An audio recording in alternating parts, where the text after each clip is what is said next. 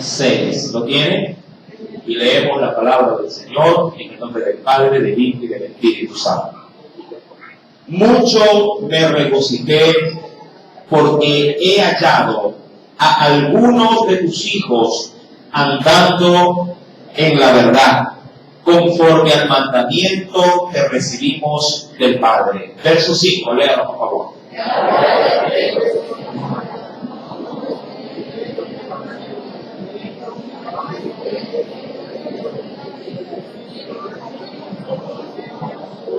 Y este es el amor, que andemos según sus mandamientos.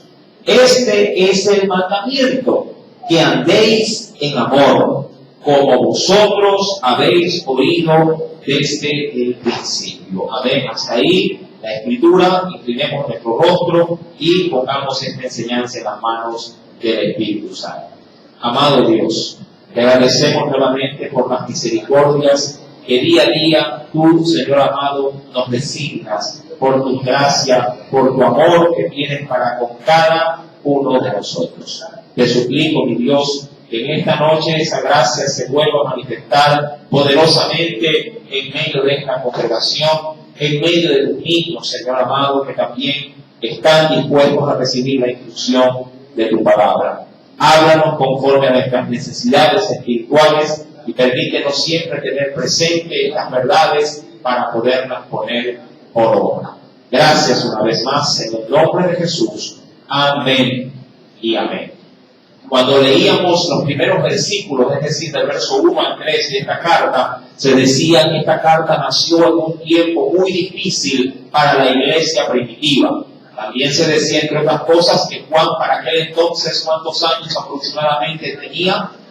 Cerca de 90 a 95 años de edad. Amén. Recordando que Diocleciano era el emperador que regía Roma en aquel entonces. Uno de los 10 en la lista de los emperadores romanos que hicieron gran persecución delante de la iglesia.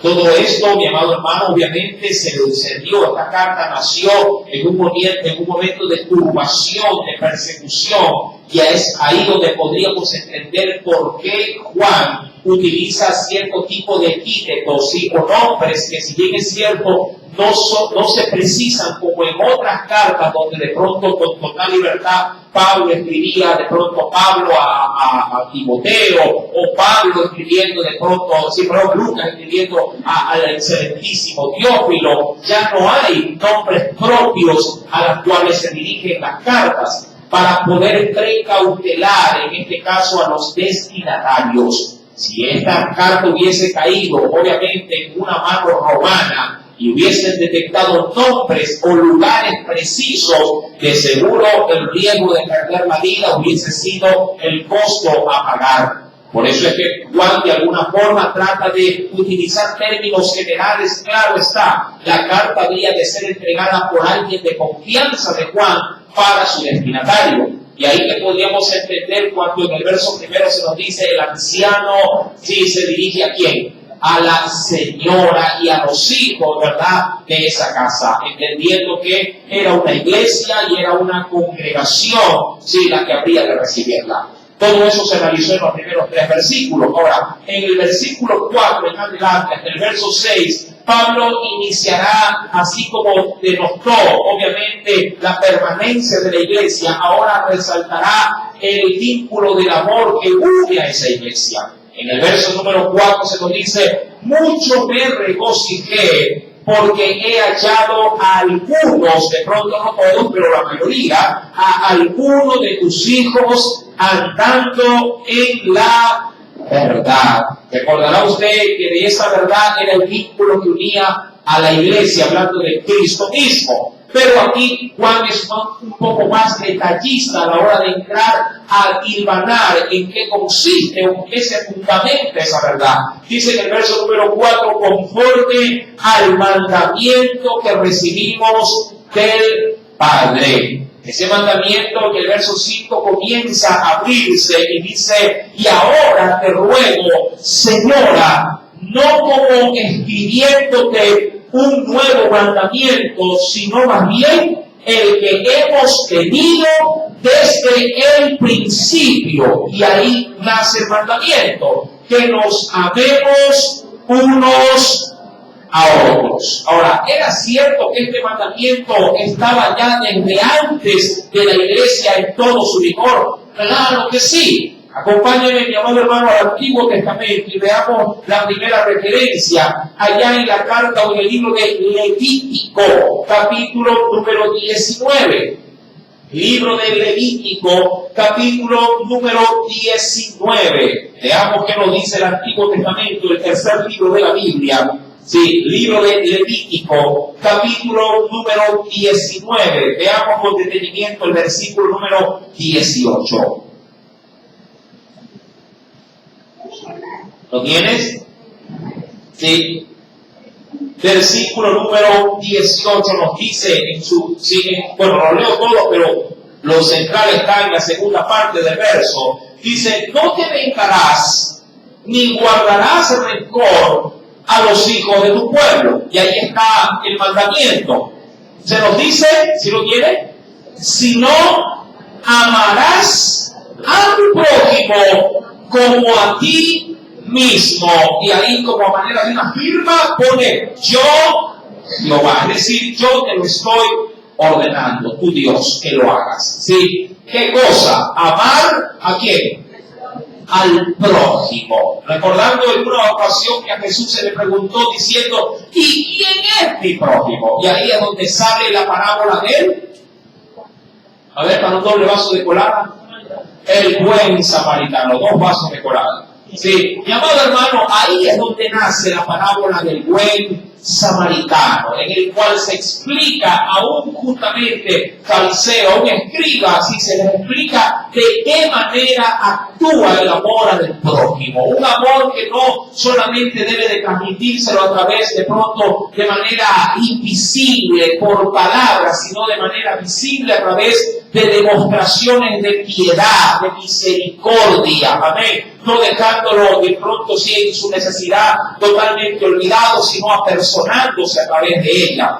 Ahora bien, adicionalmente a este verso en Deuteronomio capítulo 6, el quinto libro de la Biblia, Deuteronomio, más adelante del Levítico, en el capítulo número 6, recuerde lo que nos dice el Señor adicionalmente de ese amor que el Señor demanda para el prójimo. También nos dice en el versículo, sí, Deuteronomio 6, versículo número 5, nos dice el Señor, y amarás también a quién? A Jehová tu Dios de todo tu corazón, de toda tu alma y con todas tus fuerzas. ¿Por qué esto es el texto que no se menciona, por cierto, allá en el Nuevo Testamento, escribiéndole a esta iglesia? Pero ¿por qué lo menciono yo? Porque este mandamiento, unido con lo que se dice en Levítico, ¿qué número le dije?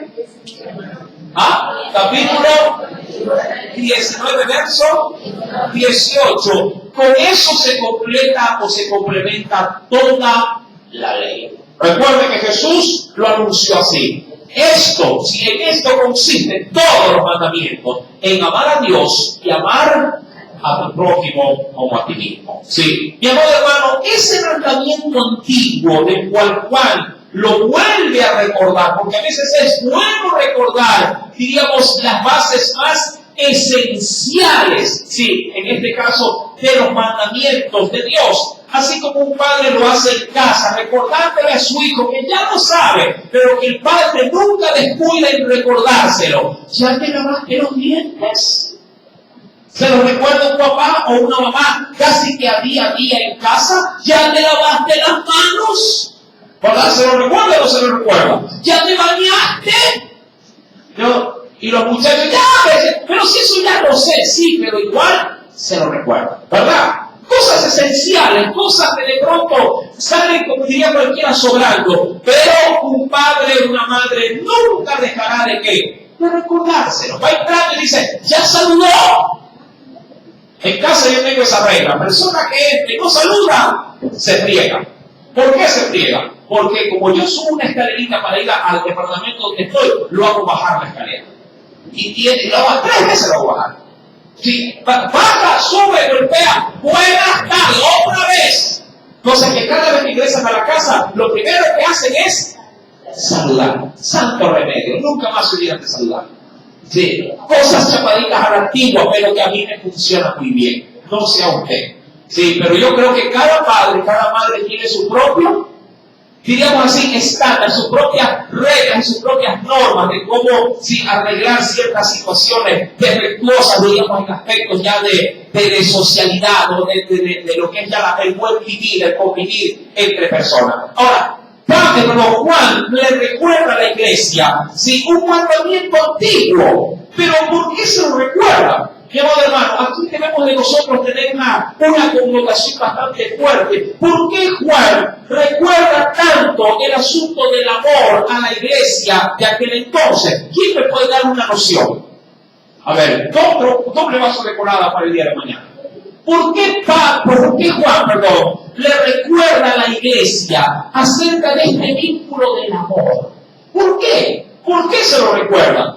¿Es que acaso había algo, de pronto especial en esta demanda bíblica? Mi amado hermano, para ello tendríamos que ir a las cartas del apóstol Pablo. Venga conmigo, por favor, a la Escritura. Y veamos qué nos dice también el Señor, por medio de este vínculo que tanto el Señor lo demanda y lo quiere encontrar en la iglesia. En la primera carta a los Corintios, capítulo 13, primera carta a los Corintios. Yo creo que esta fue la base fundamental de la cual Juan dijo, la iglesia necesita conocer este mandamiento, ya más que sobreentendido, pero nuevamente recordado, porque el amor tiene estas cualidades. Primera de Corintios, capítulo número 13. ¿Lo tiene? Venga, por favor, con detenimiento y mire lo que nos dice. Bueno, podría leer desde el versículo número 3 en adelante. Todo el capítulo prácticamente me habla del vínculo del amor, pero voy a rescatar ciertos pasajes que nos interesan con mucho más énfasis en esta noche. ¿Lo tiene? Corintios 13, verso número 3. Si repartiese todos mis bienes para dar de comer, ¿a quiénes? A los pobres. Yo pregunto, ¿esta es una acción loable, bien vista por la sociedad, sí o no? Claro que sí, pero la acción como tal pierde resplandor, pierde su brillo cuando carece de algo. ¿Qué dice la Escritura más adelante? Versículo 3, si repartiese todos mis bienes para dar de comer a los pobres, y si entregase mi cuerpo para ser quemado, hablando como que si fuese un sacrificio, diría cualquiera, pongo el pecho yo para recibir la bala, pero tú no, que tú no la recibas. ¿Cuántos maridos pueden llegar a hacer eso por tu esposa? Que si hay una balacera, mi amor, escúdese atrás mío, y él se pone adelante. O hace la inversa, mi amor, vaya que adelante. Yo voy atrás, cualquier cosa, yo quiero para el testimonio. ¿Qué hace usted? ¿Pone su vida? ¿Usted es el escudo de su mujer? ¿O usted queda atrás? Usted es el que grita cuando ve el ratón y se sube a la silla. Y la esposa es el que tiene que andar con la escoba. La Escritura hace este énfasis, ojo, en el vínculo del amor. Porque la Escritura terminará diciendo, y si no tengo, ¿qué cosa? Obviamente, y no tengo amor, todo ese sacrificio, toda esa buena acción, dice la Escritura, ¿cómo termina el verso número 3?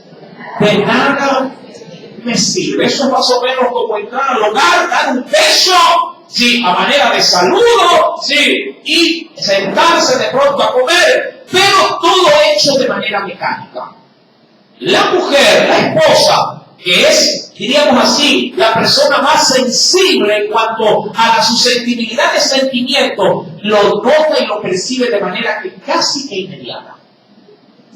La mujer en ese sentido tiene eso, un sexto sentido. No que lo tenga, pero Dios la ha dotado de esa capacidad de discernimiento y mucho más cuando se trata del marido. El marido puede entrar, ellas ni le pregunta, solo al verlo lo escanea. Dice, este ya dijo tal cosa. Y casi por lo general no se suele equivocar, ¿verdad? Entonces, ella como percibe, cómo es, y por qué le doy el énfasis sobre todo al matrimonio, al hogar. Porque la iglesia está conformada por matrimonios, está conformada por hogares, y de seguro, si el matrimonio está mal, la familia está mal, y si la familia está mal, la iglesia va mal también. Porque si alguien no puede, por el vínculo que nos une, el amor, poder mantener esa perfección entre los suyos, muy difícil lo podrán hacer para con el prójimo, que no es otra cosa más que la persona próxima que está a tu lado. Esa persona es tu prójimo.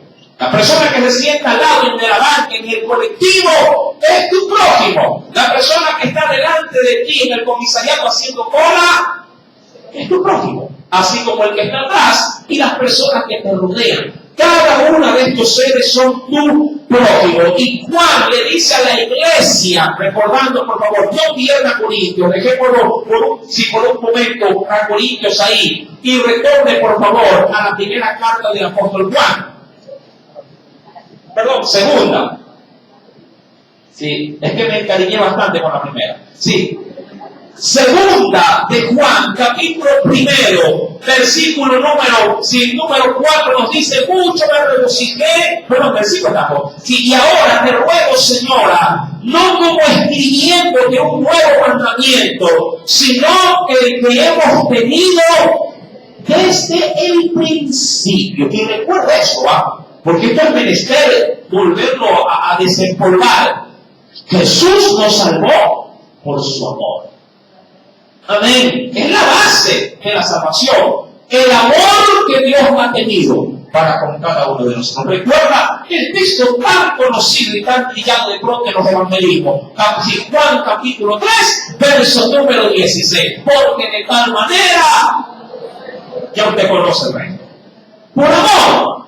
Y como por amor la iglesia fue gestada, por amor la iglesia tiene que subsistir. Y como toda base dentro de una iglesia, dentro de una sociedad, la base es la familia. Amén. Si en la familia no hay amor, de seguro, hermano, se caerá la sociedad y por ende la iglesia.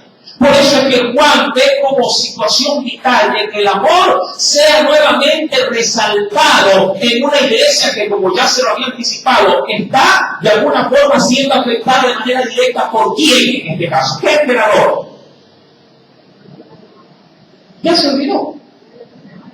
Ya tenemos 2 semanas con este emperador. ¿Quién?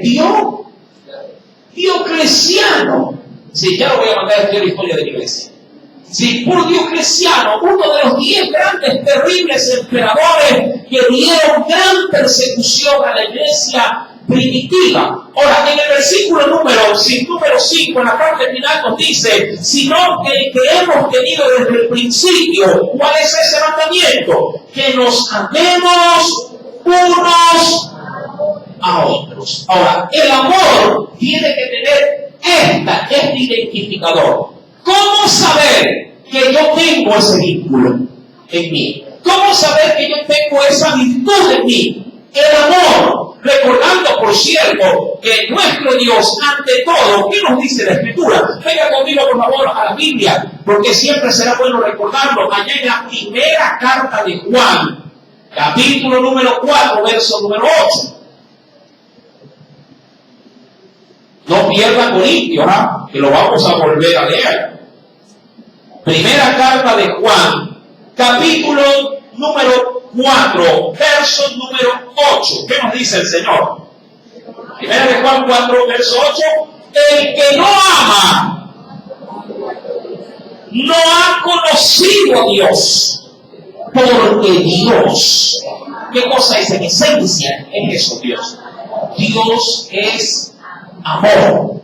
Sí, pero recuerda que el amor del cual, bueno, yo creo que ya expliqué esto hace mucho tiempo atrás, pero hoy lo voy a volver a recordar. Sí, porque a veces es bueno, como lo está haciendo Juan, es bueno recordar las bases doctrinales que tiene una iglesia, que tiene la iglesia de Cristo. El amor del cual se detalla en este pasaje bíblico es el amor descrito en el griego como el amor ágape. Recordando que en la Escritura, amor se escribe con 4, no solo con 4 letras, sino con 4 expresiones griegas. amor estorge, amor filial, amor ágape. ¿Qué otro amor? El amor eros, que de hecho hay una marca de ropa interior con ese nombre, ¿verdad? Eros significa en el griego amor. Pero estos tres primeros, hablando del eros, del filial, del estorge, estos amores son amores obviamente que se identifican los seres humanos, pero que se dejan fuera a Dios. Dios es el amor ágape, el amor total, el amor abnegado, el amor sufrido, el amor de 1 Corintios, capítulo número. Exacto. Ese amor que se detalla en Corintios es el amor ágape. Eso es lo que es Dios. Dios es amor. Pero los hombres han reemplazado el amor, sí, de Dios por un amor mucho más condicional. Por ejemplo, ¿por qué amas a tu mamá? ¿Por qué amas a tus hijos? ¿Ah? ¿Por qué amas a una madre? ¿Por qué amas a un padre? ¿Por qué puedes llegar a amar a un compañero de trabajo? ¿Por qué puedes casarte? Es un amor mucho más condicionado porque de ellos tú recibes de manera recíproca el sentimiento que quieres dar. Por eso es que te unes a ellos en esto. Cuando hay un amor filial, que es un amor que de pronto se puede encontrar dentro de lo que es el vínculo sí, de la familia, es un amor que no te queda de otra. Mucha gente dice, no me gusta la tía, de pronto manchita, es fregona, es molestona, pero igual es mi tía. Y si me piden una pinta de sangre, tengo que darla. No me queda de otra, estoy ligado. ¿Sí me está entendiendo? Porque la connotación a la hora de llamar familia me obliga a. ¿Me explico? Ahora, lo mismo podría pasar si de pronto un hijo necesita un riñón suyo. Como padre, ¿cuántos padres darían su riñón para su hijo? ¿Verdad que sí? Porque el vínculo es recíproco. Usted da amor y él se lo da. Pero en el amor de Dios, a diferencia de otros dos amores que ya los voy a mencionar también, Dios a su enemigo le da el pan día a día. Dice la Biblia, hace salir el sol sobre buenos y malos. Ahí es donde se confunden los malos, porque dicen, Dios me ha bendecido, Dios me tiene con trabajo. Sí, seguro que sí, porque Dios ama aún a los malos. O sea, ahí es donde se confunde la gente. Que a veces el ladrón puede salir así, a robar, y puede ser que le vaya bien el robo, no regrese con el robo, por parte de lo robado. Y dirá él, me fue bien, Dios la necesita ver que sí. Me llamó con bien y me trajo con bien. Pero eso no implica de que el amor, hermano, de Dios, que es verdadero, y que obviamente no es solapador, significa que está probando sus caminos. ¿Me explico? Y querido hermano, el amor del hombre es un amor totalmente opuesto a lo que Dios demanda de quienes se acercan a Él. Recuerde que dentro de ese amor dijimos que también había, aparte que ya vimos del amor filial, había el amor estorge, que es el amor, sí, que de pronto usted encuentra en su club social, su entorno, sus amistades, aquellos que son compañeros de universidad, de trabajo, sí, sus colaboradores. Es un amor mucho más, diríamos así, como solapador. Porque si su mujer llama a su amigo, usted le dice a su amigo, mira, te dije que le digas que estoy en tal lugar, cuidado que vas a hacer que no mentira. Ya, tranquilo, copa, tranquilo que yo lo apoyo. Llama a la mujer, porque no, comadre, tú estás bien, sí, aquí estoy, si me estoy viendo. Sí, si no te no le puedo atender, sí, aquí está. Lindo amor. ¿Qué tipo de amor es ese? Un amor alcahuete. Y claro, el que se encomendó al amigo dice, este es mi pana. Sí, este es mi yunta. ¿Verdad? Mi llave, mi body. ¿No? Así utilizan las expresiones. Hermano, ese tipo de amor no es un amor sincero.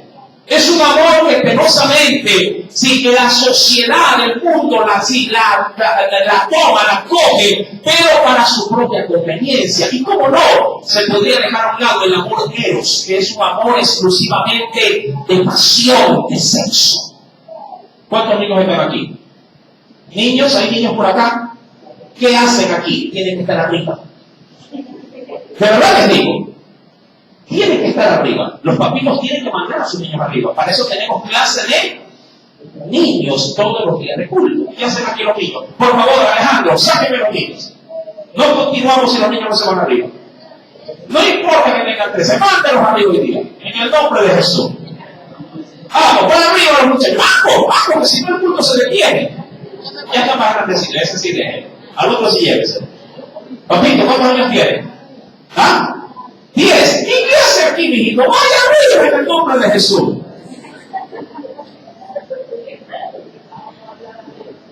Yo también me voy, yo también sí. Ya saben los muchachos. Amados hermanos, viene el asunto del amor eros.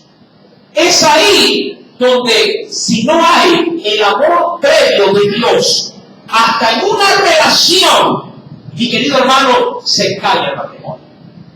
Porque si se pierde la verdadera visión de un matrimonio por el verdadero sentimiento de Dios, de su amor, en esa relación colapsa el matrimonio. Mi amado, se dice que el matrimonio es un vínculo de dos. Puede ser en el ámbito del concepto del mundo, pero en el ámbito del concepto de la iglesia, el matrimonio es una relación de tres. Sí, de tres. El esposo, la esposa y Dios. Y Dios tiene que gobernar el eros. Dios tiene que gobernar la pasión, que obviamente forma parte de una relación conyugal. El sexo y el matrimonio es algo que está unido, no está separado. Forma parte de un todo. Mucha gente quiere satanizar el sexo dentro del matrimonio. Se escuchaba en una oportunidad que una hermana, cuando iba a tener relaciones sexuales, toda ella se cobijaba, solamente se dejaba la parte donde había de ingresar, en este caso, el miembro viril del hombre, hacia una especie de ranura, y todo lo demás era tapado. Porque se le había metido en la cabeza por una enseñanza media rara que el sexo era pecado. Y cada vez que tenía relaciones sexuales con el marido, luego de que el marido ahí decía, ya, y yo le digo, ya, se iba, se bañaba y pedía perdón al Señor. Puede ser que sea pecado, y de hecho lo es, fuera del matrimonio. Claro que es pecado. Toda relación sexual fuera del matrimonio, llamado hermano, es adulterio. Amén, si me está entendiendo. Y si no está casado, toda relación sexual fuera de la relación del matrimonio es fornicación. Claro que es pecado, pero en el matrimonio es santificado. Siempre y cuando Dios gobierne la relación sexual, la relación del eros. Porque aún en el propio matrimonio uno puede llegar a prostituir tanto a su, en este caso a su marido, como prostituir a su mujer. ¿Sí me está entendiendo? Porque aún dentro del matrimonio, en la relación sexual, uno puede llegar a prostituir a su pareja. Y eso sucede cuando Dios no ha gobernado con su ágape el eros. Dios tiene que estar recubriendo el todo del núcleo familiar para que esta relación pueda ser santificada. Mi amado hermano, penosamente hay ciertos matrimonios que para poder incentivar la llama de la pasión, salir de la rutina, ponen videos pornográficos. Para poder avivar, instigar a algunos. Si la pasión, mi amado, el único que aviva la pasión en el matrimonio es el Espíritu de Dios. Quiere aprender de cómo tener una relación sexual sana, un verdadero amor de Dios dentro de la relación sexual. Amado, no compre el Kama Sutra, váyase al libro de qué? Cantar de los cantares. Ahí usted encuentra el manual de cómo es la relación sexual dentro de la Biblia. Sí, mi amado hermano, ahí está. Ahí el Señor le dirá cómo tratar a su pareja, cómo acariciarla, cómo besarla, cómo decirle con palabras, cómo prepararla para que cuando lleguen al hecho como tal, llamado todo ser en Dios, diríamos así, una verdadera manifestación de amor, no de lujuria, sino de una verdadera pasión de Dios dentro de la relación sexual. donde el hombre no busca egoístamente su propio provecho, sino que se esforzará en que su mujer y él se compenetren y ambos puedan tener la tan llamada satisfacción dentro de una relación sexual. Y amados, es por ello que cuando vamos a la Biblia, ¿sí?, Juan realza el amor. Y cuando uno va a Corintios, se recuerda que le dije que si no lo pierda, cuando uno va a la carta de Corintios, capítulo número 13, si tiene alguna pregunta, por favor, no duden en hacer la pregunta relacionada al tema. Cuidado, se va a preguntar de ovni y de dinosaurio. Sí, con respecto al tema se la acepto. Capítulo número 13. Corintios capítulo 13, versículo número 4. El Señor, mira, toma los aspectos del amor y nos dice, el amor, entre otras, entre muchas cosas, ¿qué cosa es el amor? El amor es sufrido. Y yo siempre hago esta aclaración, cuidado, no es sufridor, es sufrido. Y cuando se habla de esta expresión, se habla de que el amor me permite a mí tolerar el sufrimiento. ¿Sí? Y ese amor que usted puede llegar a tener por Dios es el que le hace tolerar que la gente a usted lo decline, que la gente a usted lo separe del grupo. Cuando alguien quiere Dios hacer valorar su relación con su Creador, no digo que no le dolerá, pero no le importará que lo aísle. No le importará identificarse con Dios. ¿A qué? Diremos así, al sopeso de que los amigos le digan, sí, mira, vino Juan Carlos, sí, ya dejemos de conversar. Como cuando a veces llega uno, sí, la reunión está ahí, y cuando te llega muchacho, sí, mira, chao. Y se va, y te deja. Dice, pero ¿por qué son así conmigo? Porque tú solamente vienes a hablar de qué. Tú solamente vienes a hablar de Dios y nosotros no queremos hablar de Dios, nosotros queremos hablar de la chupa, queremos hablar de las mujeres, queremos hablar de lo nuestro.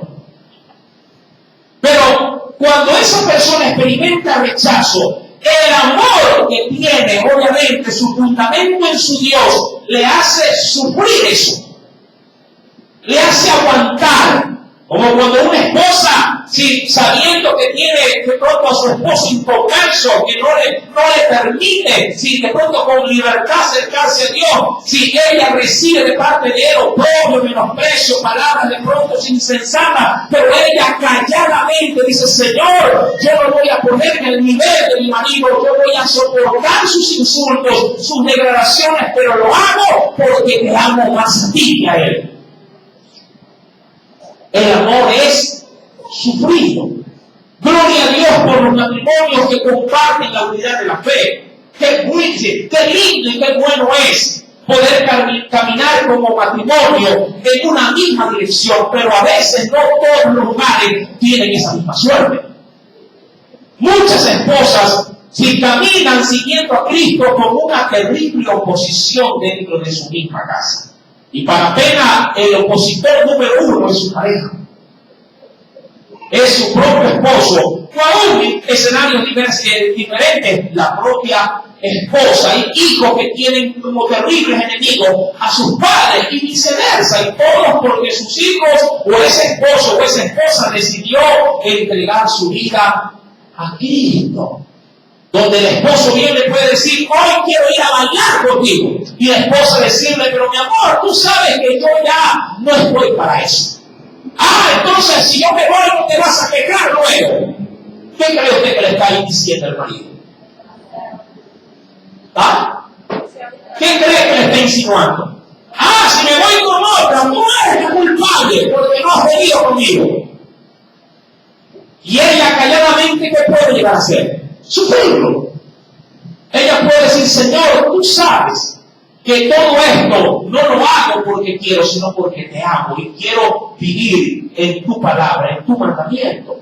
La iglesia, mi querido hermano, la iglesia sufría. Sus miembros, sí, estaban siendo decapitados, estaban siendo quemados. Sí, el emperador romano estaba prácticamente exterminando a la iglesia. Y Juan, sí, queriendo de alguna manera como como que darle un poquito de aliento a la iglesia, a diferencia de lo que hizo el apóstol Pedro, que también vivió su época, pero en tiempos del emperador Nerón, que fue también un salvaje contra de la iglesia. Mi amado hermano, este nuevo emperador había levantado, digamos así, el fuego de la persecución, pero ahora Juan no se enfatiza mucho en el soportar la prueba, sino refúgiense en el amor de Dios. Refúgiense en el amor de Dios. Mire, si usted recuerda las palabras del apóstol Pedro, si viene conmigo, por favor, venga conmigo a las cartas del apóstol Pedro.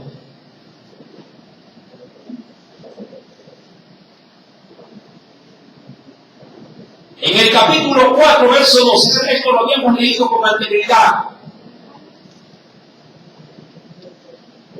En el verso 12, a diferencia de Juan, Pedro hace énfasis en otra cosa. Mira, dice ahí, amados, versículo 12 del capítulo 4, primero de Pedro. Amados, no os sorprendáis del fuego de pruebas que os ha sobrevenido, como que si alguna cosa extraña os aconteciese. Verso número 13. Sino, ¿qué le pedía más bien Pedro a la iglesia?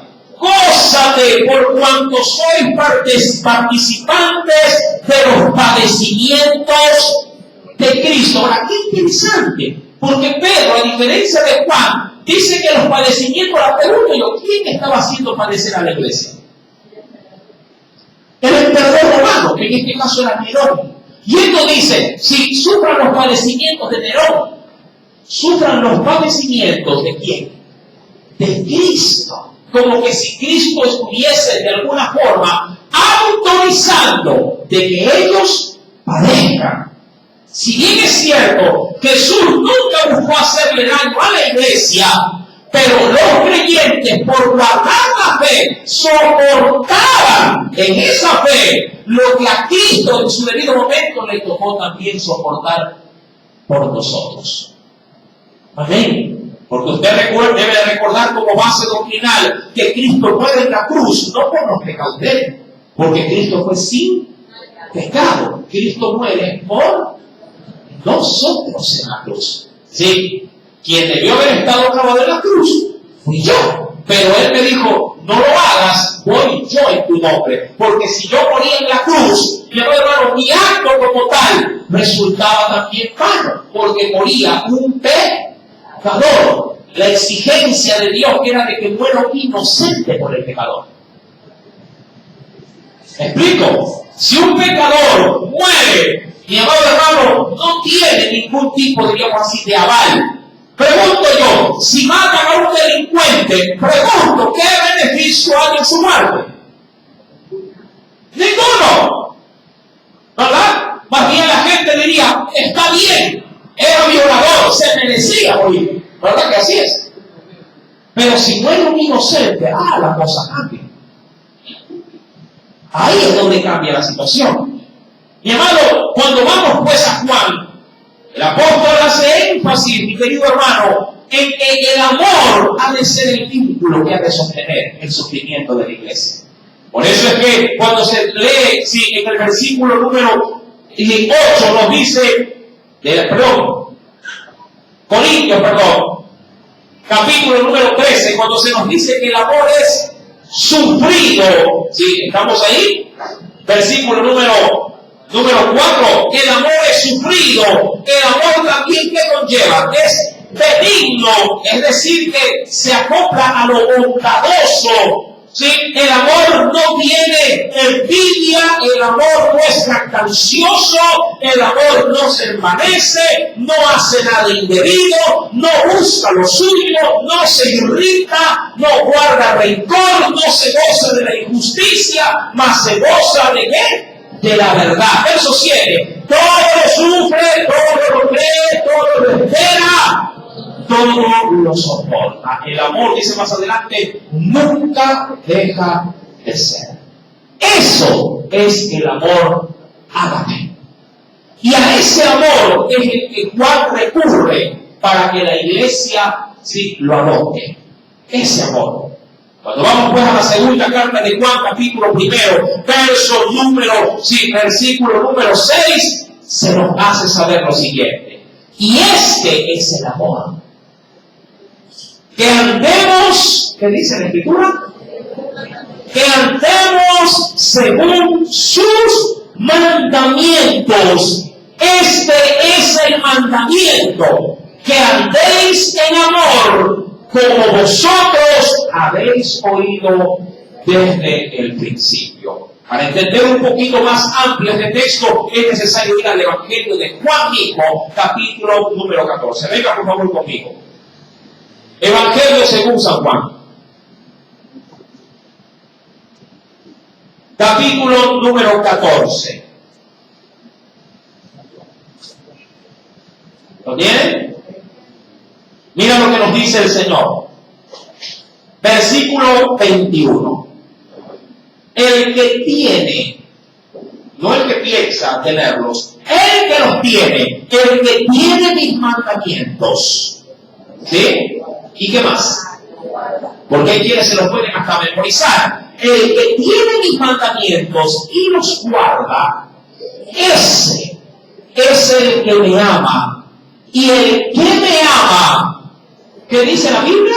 Será amado por mi Padre, y yo le amaré, y ¿qué hará? Y me manifestaré a él. Amado, el amor no es simplemente la sutil apreciación de un sentimiento manifestado por palabras. El amor es una manifestación de obediencia a la palabra o a los mandamientos de Dios. Posiblemente se podría decir, a veces los padres utilizamos esto. Sí, a veces los hijos reclaman, papá, tú no me dices que me amas. Pero el papá dice, pero hijo, no te lo digo, pero sí, pero yo te doy todo lo que tú necesitas. Y al hacerlo te estoy manifestando qué cosa. Que te estoy llamando. De pronto, no te digo que te quiero, pero sí, te compro más todo, te puedo cada día los alimentos. No te digo que te quiero, pero te voy a dejar al colegio. No te digo que te quiero, pero sin embargo, lo que necesitas y en casa, tú lo tienes. Ahora, ojo. Si bien es cierto, al hacerlo se manifiesta el amor, también es bien cierto que lo que yo hago debo de complementarlo o debe ir en sincronía con lo que yo digo. ¿Sí? Lo que yo expreso por mis labios debe de ir en sincronía con lo que yo manifiesto con mis obras. Mucha gente pierde la sincronía. Porque cuando se trata de identificarse con Dios, todo el mundo dice que ama a Dios. Todo el mundo manifiesta de alguna manera que ama a Dios, pero con una gran, diríamos así, ruptura. Su vida no compagina con lo que dice. Yo amo a Dios, pero me llevo las cosas sigilosamente del trabajo a mi casa. Yo amo a Dios, y si puedo pasar un billete falso que de pronto me cayó, a mí me lo pasaron, pues lo paso. ¿Sí me explico? Yo amo a Dios, pero si le puedo robar al jefe las horas de trabajo, dándome un descanso más allá de lo que a mí me corresponde, lo hago. Yo amo a Dios, pero si viene por ahí una mujer y me coquetea, yo igual le pago bono que estoy casado. Si amo a Dios, sí, sé que tengo que estudiar, pero mejor copio los exámenes. ¿Sí me está entendiendo? Lo que dice no compagina con lo que hace. El amor debe de ir en sincronía, tanto con lo que hago, como lo que digo. El Señor dice aún más adelante en el versículo número 23, del mismo capítulo 14 del Evangelio de Juan, respondiendo Jesús dijo, el que me ama, mi palabra tiene que guardarla. Mi palabra guardará. Y cuando eso sucede, mire cómo reacciona el Señor. Y mi Padre le amará, y vendremos a Él, y haremos morada en Él. ¿Por qué? Porque en el amor, Dios, ¿qué logra ubicar? ¿Qué logra encontrar en el ser humano? Comunión con Él. Cuando alguien se pone de acuerdo con otro y busca un mismo objetivo, eso es comunión. Y dice el verso número 24, el que no me ama, no guarda mis palabras. Y la palabra que habéis oído no es mía, sino del Padre que me envió. Cuando retornamos ya para finalizar esta enseñanza, ¿sí?, de la segunda carta de Juan, capítulo 1, verso número 6, ¿sí?, se nos dice, y este es el amor, que andemos según sus mandamientos.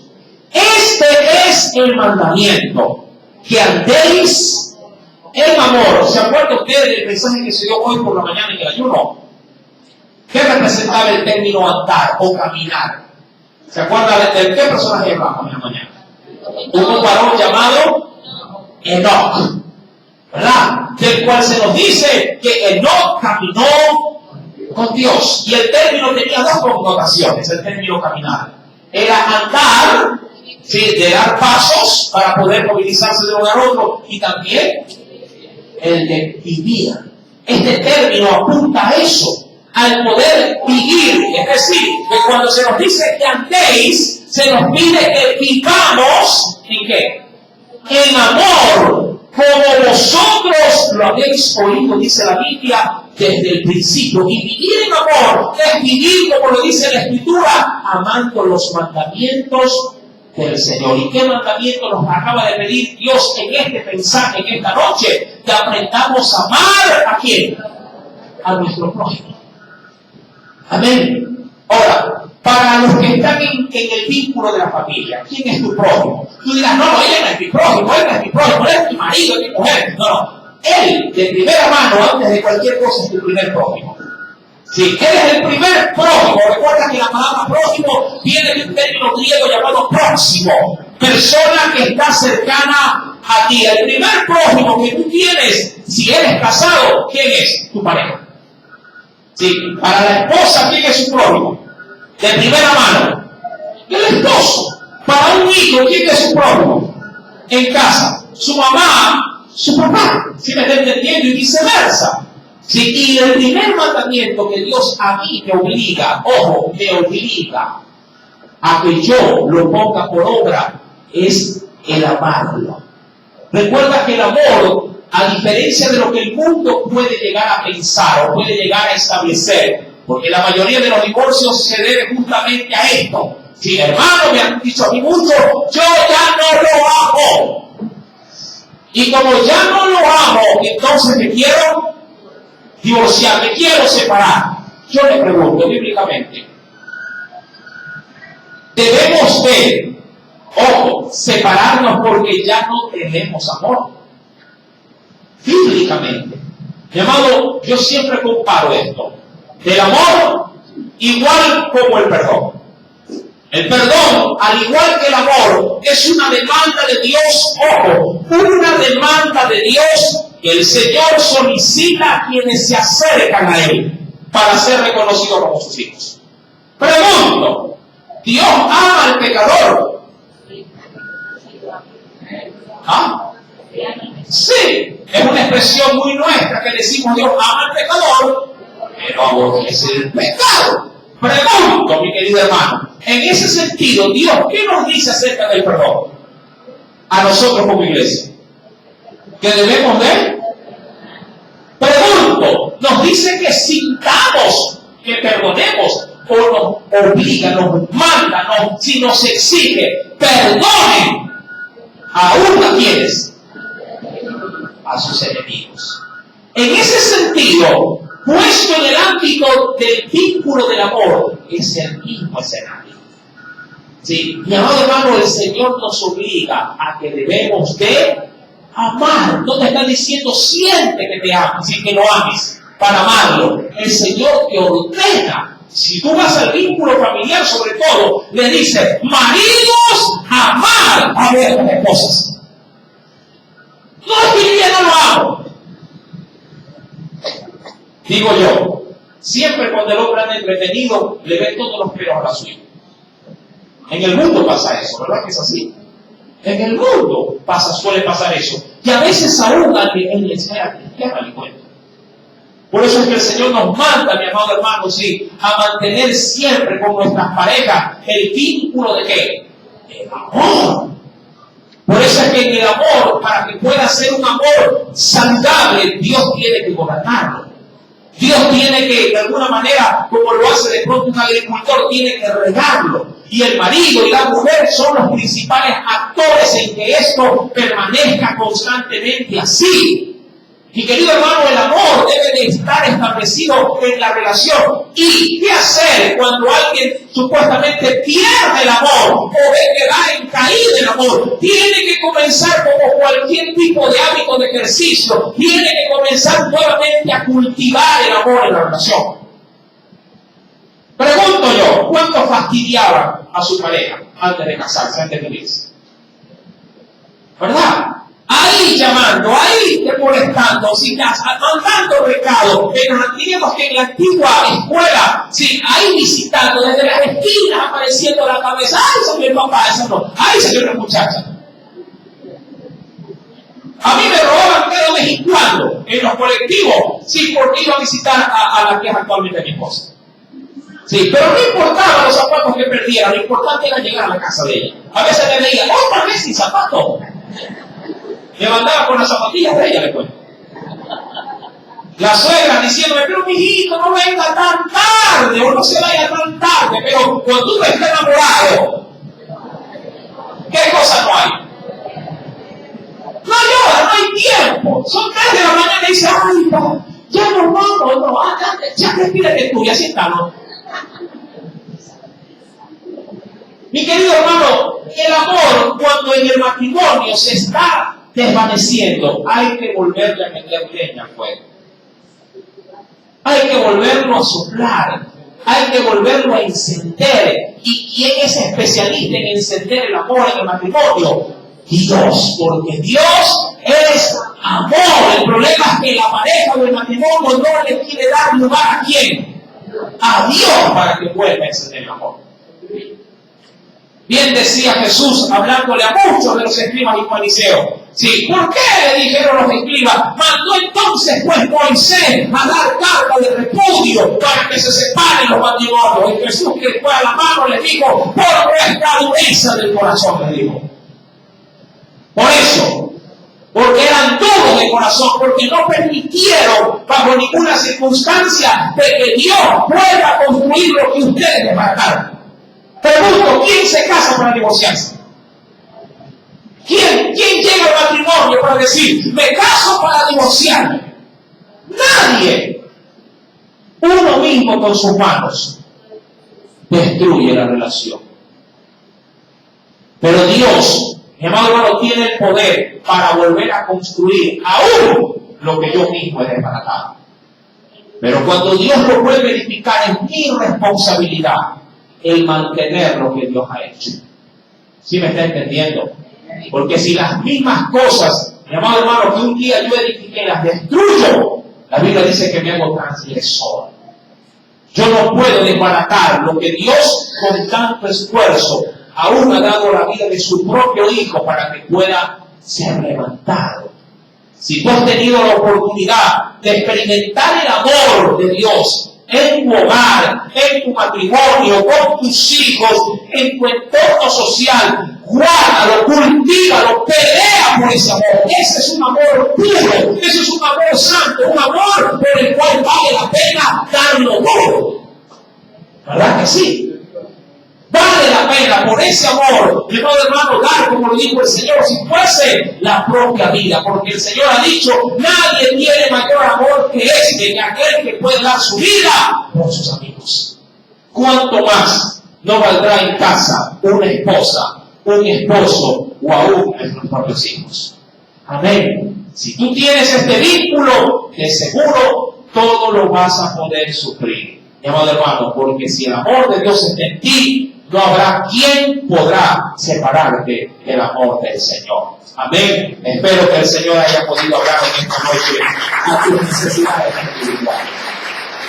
Oremos a Dios y digamos de todo corazón, Señor Jesús, es verdad, fui egoísta, solo busqué el amarme a mí mismo, dándome a mi propia conveniencia, mis propias satisfacciones.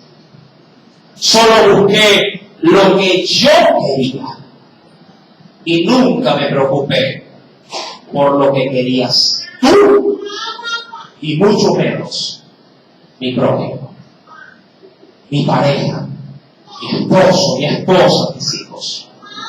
Señor, pero pese a todo esto, tú eres el Dios de las oportunidades. Eres el Dios por el cual el hombre, cuando reconoce su pecado, puede llegar a acercarse confiadamente al trono de la gracia, a fin de poder recibir de ti una nueva oportunidad. Espíritu Santo, si yo provoqué un daño